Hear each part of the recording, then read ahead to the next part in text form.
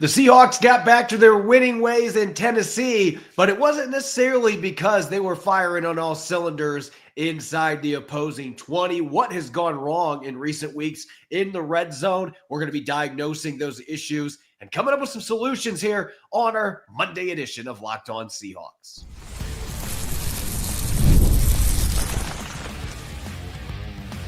You are Locked On Seahawks, your daily Seattle Seahawks podcast.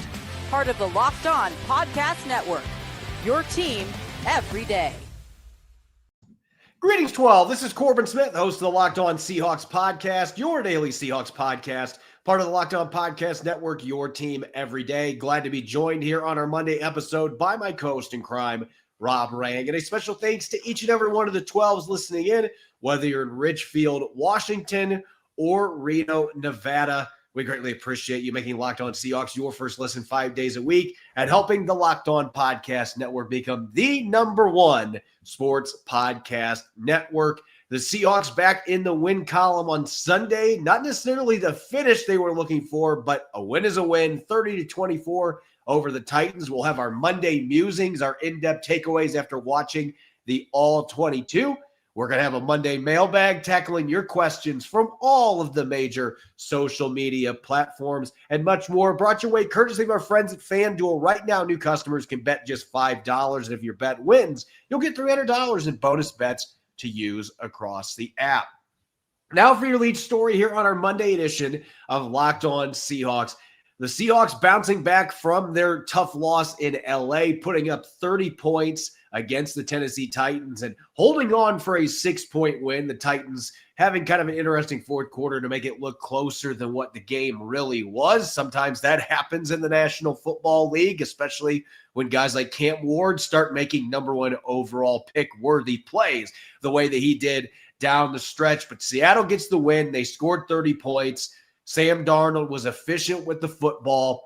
No turnovers. Not that there weren't a couple close calls, because there were a couple of them, but still no turnovers for the first time in 5 games from Seattle's quarterback. There was a lot to like about the way the offense played yesterday. Both running backs averaging over 5.8 yards per carry. I mean, I could keep rolling with the things that went well, and yet it almost felt kind of disappointing that they only had 30 points because, Rob, they had opportunities to make this game an absolute blowout early, and it was just like the week before in LA, could not finish consistently in the red zone. They went 2 for 4 in this game for touchdowns, 1 for 4 last week. Nowhere near the efficiency that we saw from this team in the first 9 games from week 1 to week 10.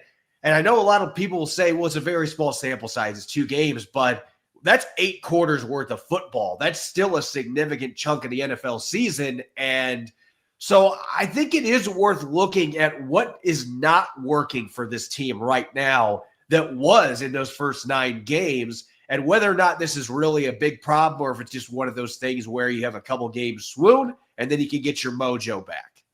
Yeah, I do think that there is plenty of reason to suggest that this is just kind of, a small swoon, as you put it. I also think that if you want to pinpoint one thing, if you do believe that it's as simple as just one player missing, I think the fact that Torrey Horton isn't on the field is playing a significant role in this. Of course, he is second on the squad in touchdown receptions, only 2 behind Jackson Smith and Jigba, with 5 touchdown receptions for Torrey Horton, the rookie, and of course 7 for JSN. And even with Torrey Horton not on the field, we haven't seen Cooper Kupp get any more touchdown receptions. We haven't seen Rashid Shaheed get any more touchdown receptions. So if you want to try and simplify things, then I think that is one of the areas in which you can look at. However, as the case often is with football, I think that this is actually a culmination of several different factors,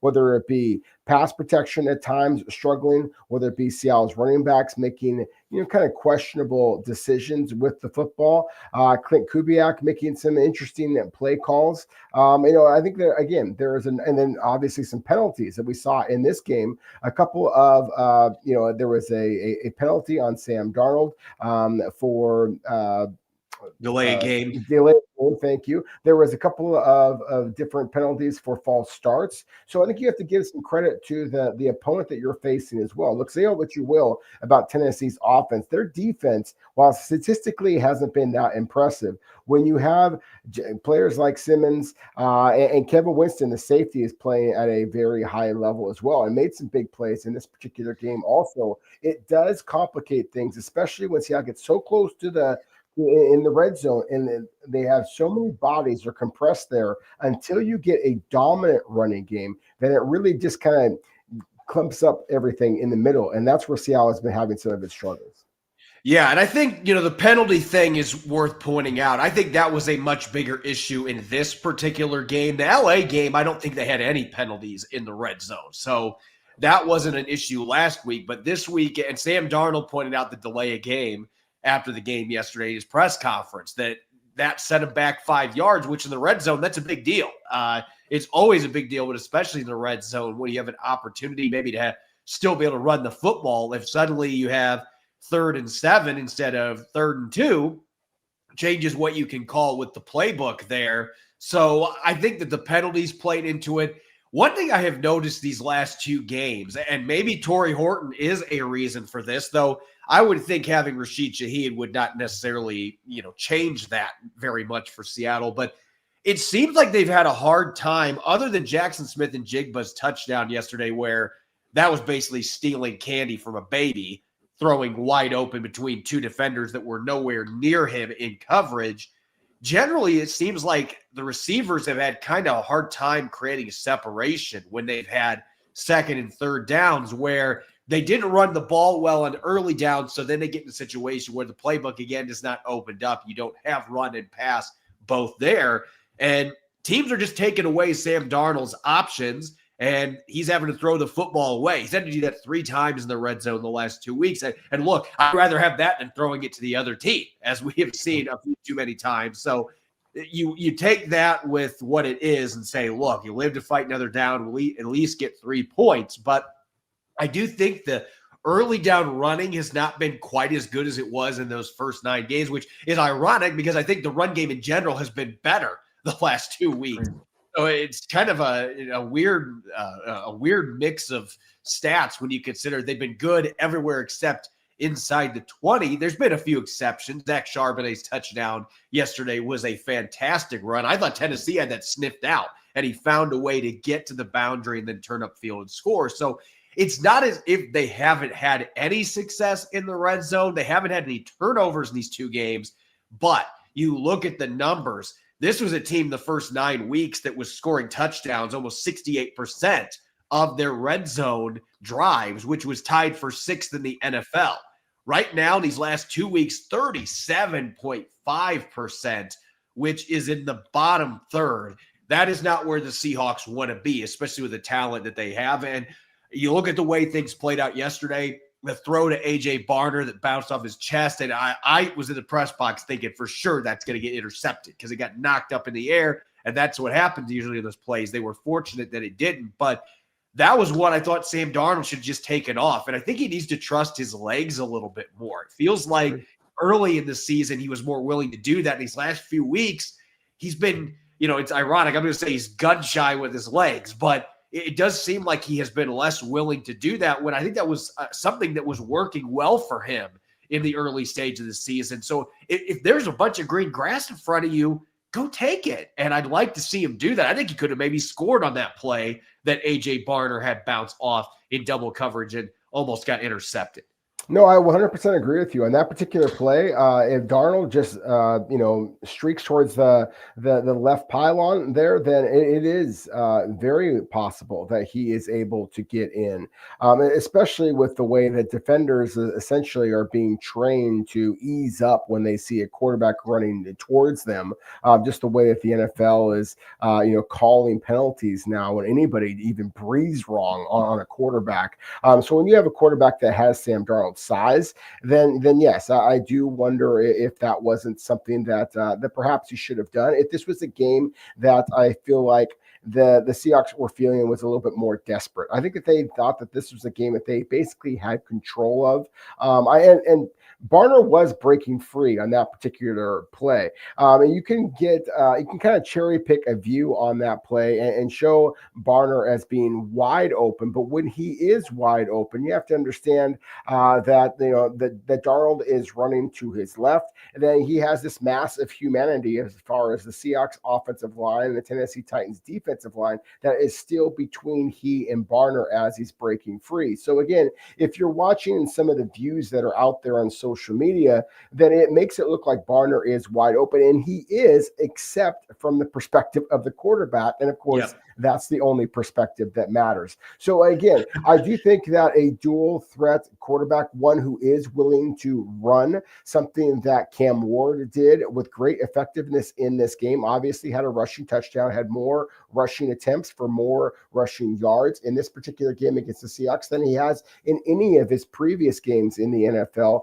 And you could see very clearly the difference between having a quarterback who was willing to use his feet to create damage and a quarterback who perhaps was not quite as willing because of the game, because of the opponent, and because you have one team that's basically setting themselves up for a postseason run.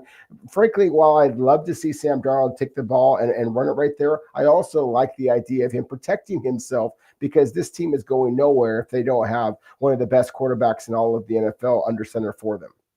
All I can think about right now is with the lineman in front of him is that when the Madden game had the QB cone that you had on the video game. For some reason, I can't get that out of my head. But anyway, I digress. When we come back, we've got our Monday mailbag. We're going to be diving into a bunch of questions off of multiple social media platforms from you, our valued listeners. That's coming up next here on our Monday edition of Locked On Seahawks. The NBA is back full throttle. There's no better place to get into the action than FanDuel, the official sports betting partner of the NBA. Even if you missed the start of a game or you want to ride the hot hand like Nikola Jokic, FanDuel has live bets on everything from who will score next to fourth quarter comebacks. Plus, you can even combine your live bets into a same-game parlay for a shot at a bigger payout. It keeps every game thrilling, especially when your team's making that late push in the fourth quarter. Right now, FanDuel is giving new customers $300 in bonus bets when your first $5 bet wins. So head on over to FanDuel.com to sign up and play your game with FanDuel, the official sports betting partner of the NBA. Welcome back to the Monday edition of Locked On Seahawks. I'm your host, Corbin Smith. He's Rob Rang. A special thanks to each and every one of the 12s tuning in. And thank you, as always, for making Locked On Seahawks your first listen 5 days a week. We greatly appreciate it, as we do most Mondays. Occasionally, we like to extend our Monday musings, and we don't open up the mailbag, but we love to get questions from you, our valued listeners, and we're going to be diving into a bunch of them on today's show. So let's get to it, Rob. Our first one coming off of X from one of our longtime listeners, DK Wookie1. Are players like Riq Woolen, Josh Jobe, K9, Boye Mafe, and Kobe Bryant playing themselves into a serious headache for John Schneider in the offseason? Will they all stay? Normally, when you get that question in the NFL, the answer is no, unfortunately. Yeah, I think that it is definitely a no. I think that you're talking about 5 players there that you just mentioned that, are playing pretty darn well. I mean, Boye Mafe doesn't have the statistics. I mean, we can argue that Kenneth Walker doesn't have the statistics that you'd be looking for, but I like Kenneth Walker's ability in this particular offense. I think that he and Zach Charbonnet really do complement each other well. I think that Boye Mafe is starting to play some of his best football, and I think that he is a quality fit in Mike McDonald's defense as well. And certainly as far as the secondary, some of the big plays that Kobe Bryant has provided, the fact that Riq Woolen, for all the people who want to complain about him early in the year, he is playing terrific ball now. And just his length and his speed, it just gives him such an incredible package that some NFL team out there is going to be willing to throw a lot of money at him. And then Josh Jobe has just been about as consistent as it possibly gets. So, yeah, I would be stunned if Seattle is able to retain all 5 of those players. I think that they'd like to. I just think that there's going to be some big dollars thrown at those players once we get to NFL free agency. Yeah, I think you can make a real argument. I mean, maybe they keep 4 out of the 5 names we just listed there, maybe 3. It's possible it could be even less than that, though, because there are some other contracts out there of note. Bryant on Facebook, this is a question that I was very intrigued by just because I think we have a much different answer now than we would have had even a month ago. Is Uchenna Nwosu now an extension consideration? Reward him for giving up some money in a restructure this year. Look, if you would ask me this a month ago, I said, look, he's playing well, but he's only been healthy for like 4 games. I need to see him play. And look, he keeps getting after it. Now, there was a scare yesterday. He had to leave the field with an ankle that was bothering him, but he returned to action and had a couple really nice rushes. So clearly it wasn't impacting him very much, fortunately for the Seahawks. And we know Nwosu, how good he was in 2022, that earned him the big contract that he got from the Seahawks, the big extension that unfortunately he's been out for a big chunk of. But that is one of those really fascinating things. Like, do you want to keep Boye Mafe, or do you decide a player that hasn't been as healthy but has been more productive when he has been healthy in Uchenna Nwosu? It does create a little bit of a conundrum. And Nwosu is only a year older than Boye Mafe as well. So the age consideration there, I will at least say this. A month ago I was saying it's way too early to know if he's going to be in consideration to keep around. But he did take that pay cut. He bet on himself a little bit and wanted to show the Seahawks he could stay healthy. And he is beloved in that locker room. Mike McDonald loves this guy. The coaching staff loves this guy. I would not be surprised at all, as long as he can stay healthy the rest of this year. If he proves, hey, I'm past those couple fluky injuries that I had, I'm ready to rock and roll. He's not an old player by any means. I wouldn't be surprised if John Schneider says, hey, let's see if we can work out maybe like a 2-year deal, or maybe it's a 3 with all the guaranteed money up front in the first 2 years. I wouldn't be surprised if the Seahawks end up deciding to do that, because he would have earned that opportunity. And clearly, the organization still held him in high regard by keeping him around, even with the contract restructure that they had.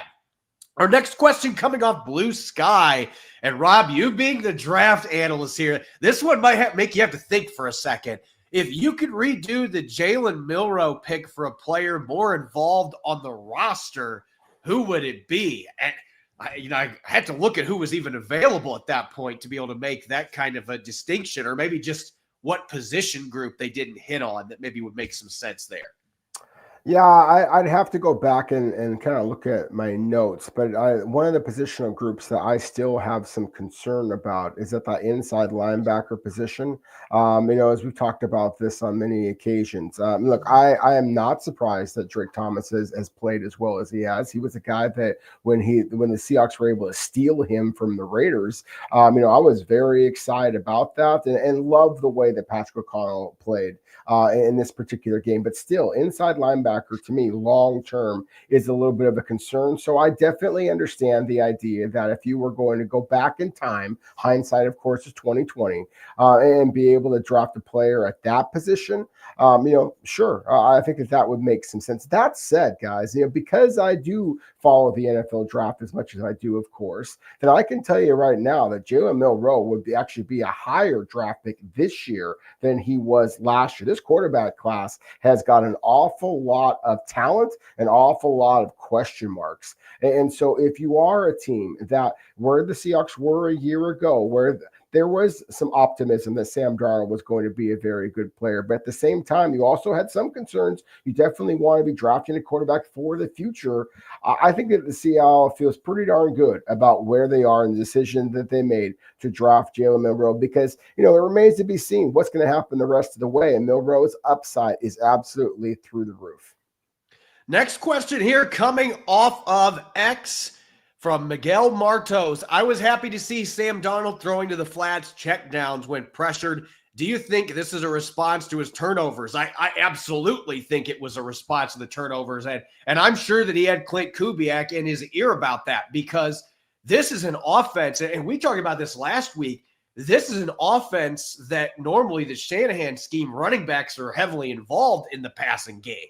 At least in the last 10 to 15 years in Kyle Shanahan's system, that's been the case. And Mike Shanahan used running backs a lot out of the backfield too.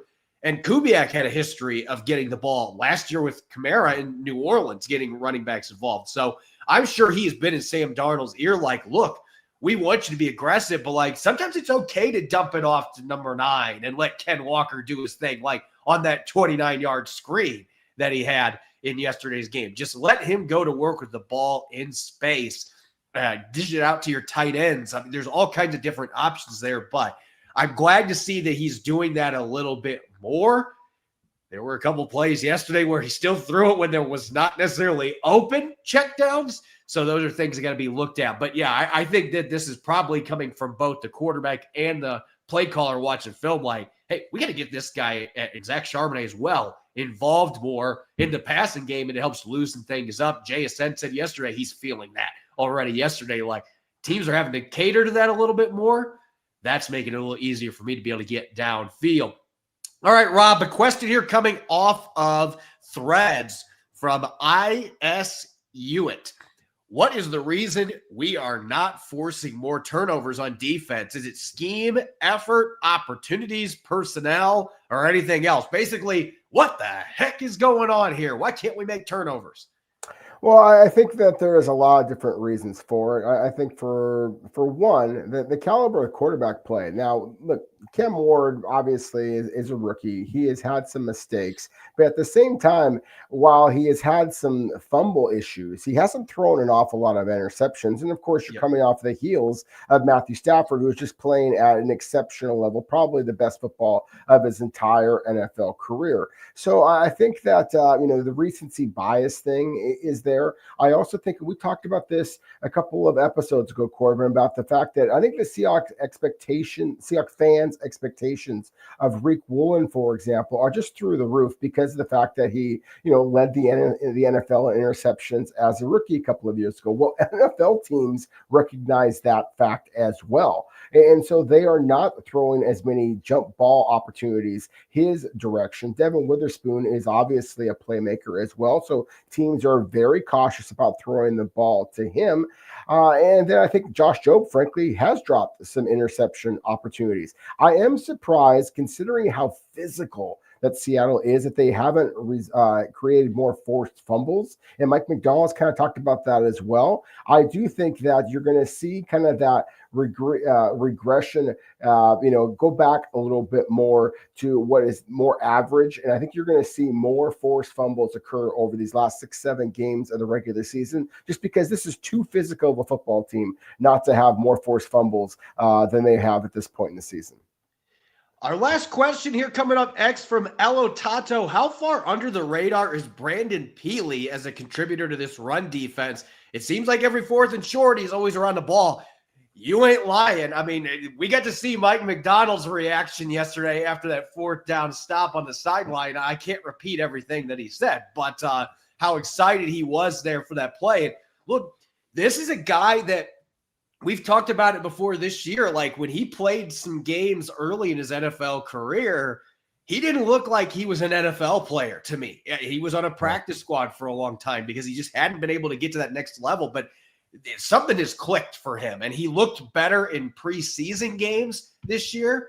And I thought he was going to make the initial roster, and he didn't. He was on the practice squad.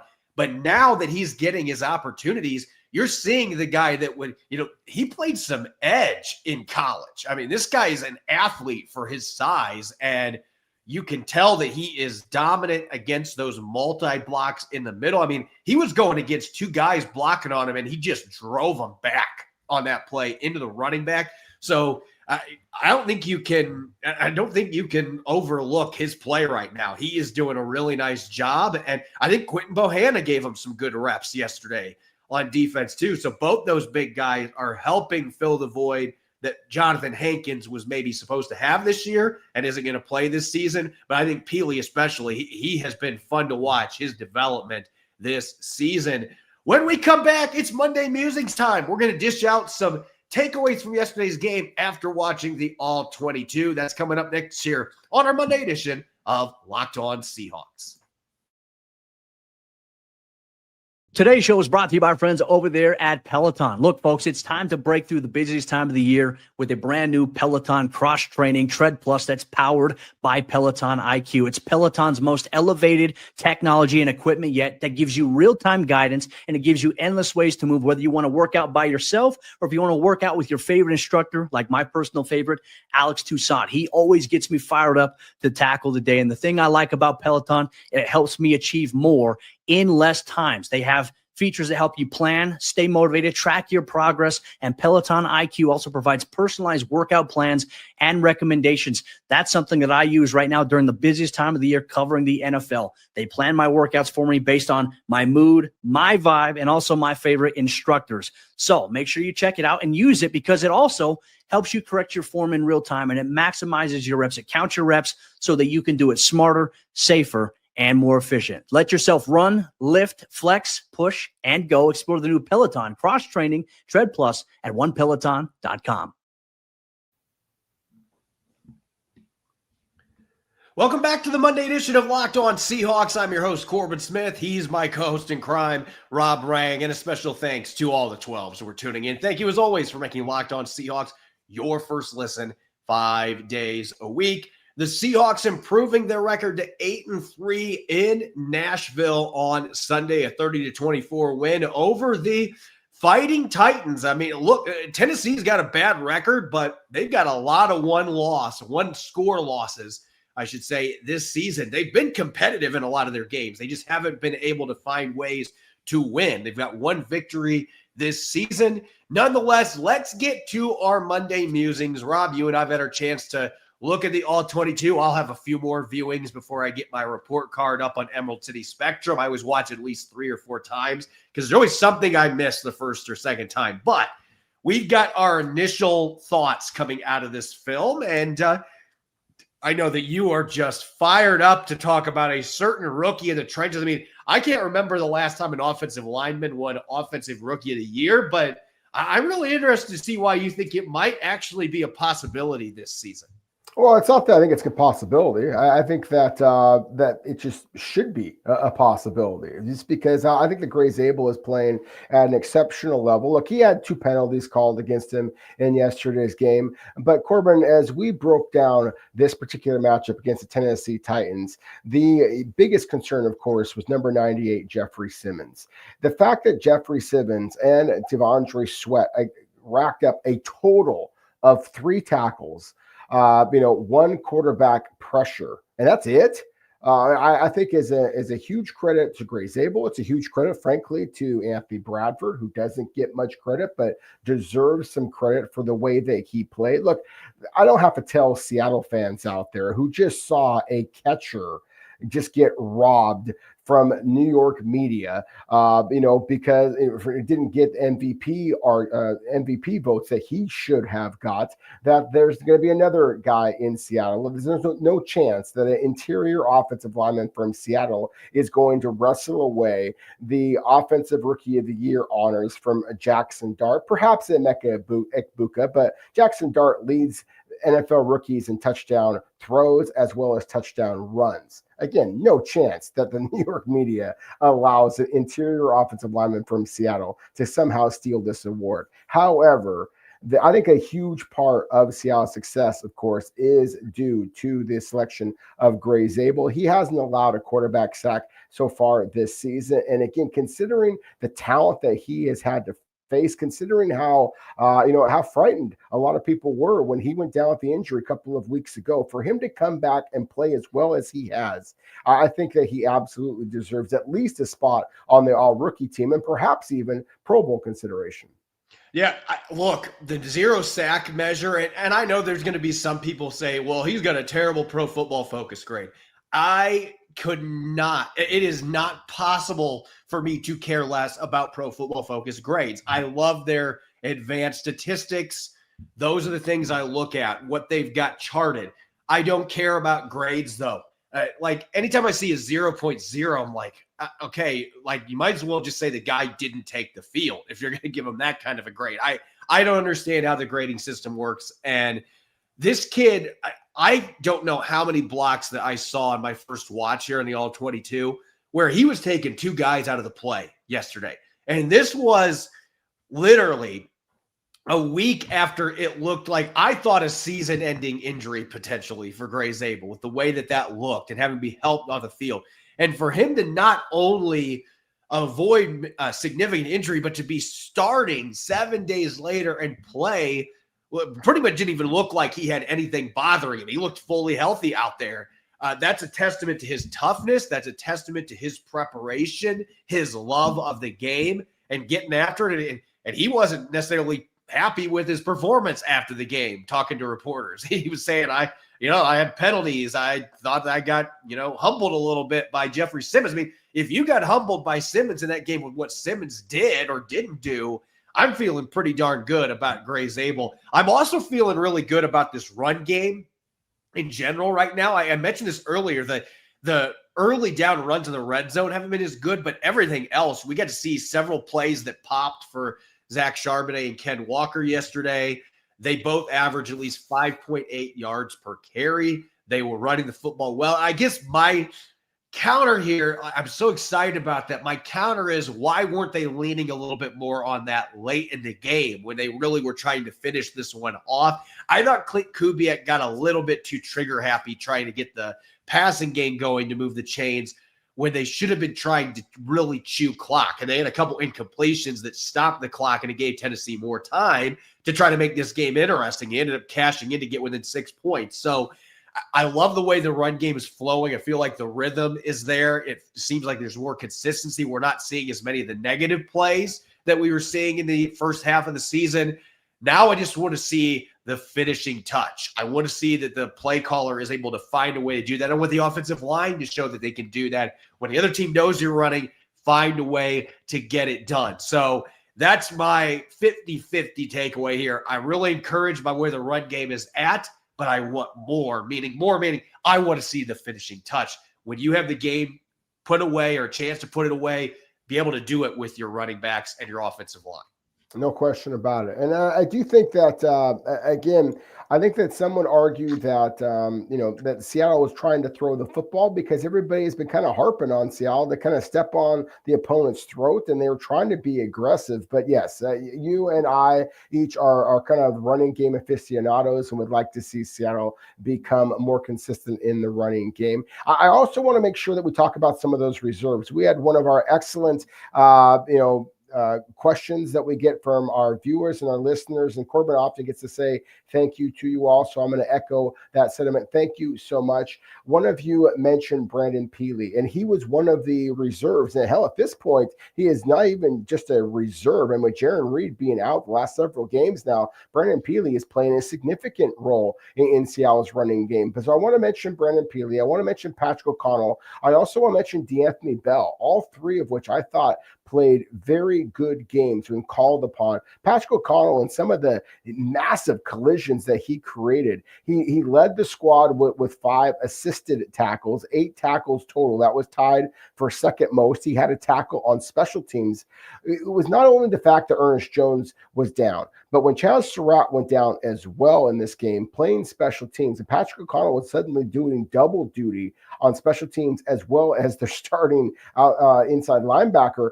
Again, it was a very important role that he suddenly was pressed into. And I think that was one of the reasons why that Tennessee had the success that they had, is just because they had some moving parts in the back 7 of their defense. But at the same time, obviously Seattle was able to get the victory here, and I think that their reserves played a big role in that victory.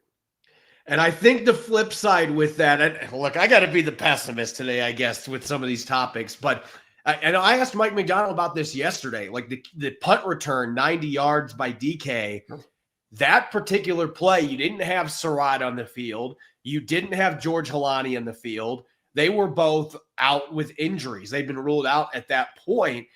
You're starting to see these injuries. It isn't just going to impact offense and defense. It starts to impact your third phase of the game. And they are starting to get thin there. Now, you get Julian Love back potentially this week.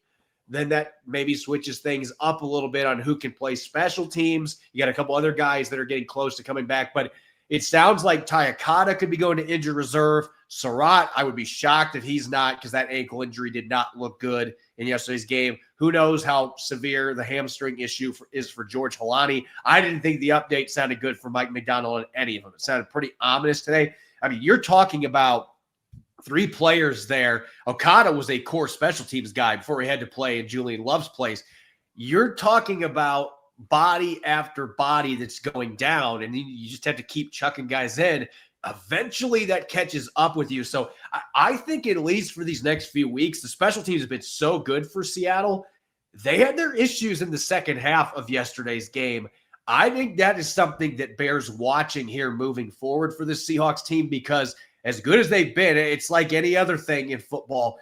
The injuries you can withstand to an extent, and then the drop-off just keeps getting bigger. And all it takes is one guy being a significant drop-off that doesn't do his job effectively, and it could turn into a 90-yard touchdown. One guy not setting the edge or whatever.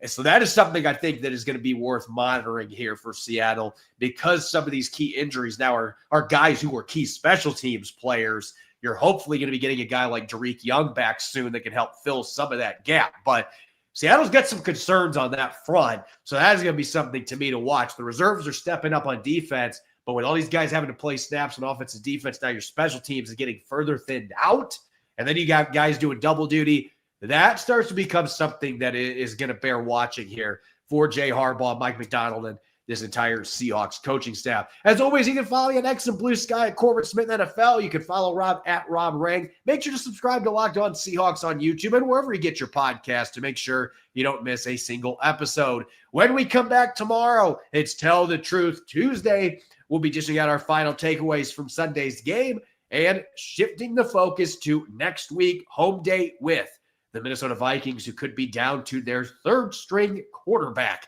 for this matchup at Lumen Field. You won't want to miss it. Enjoy the rest of your Monday. Go Hawks.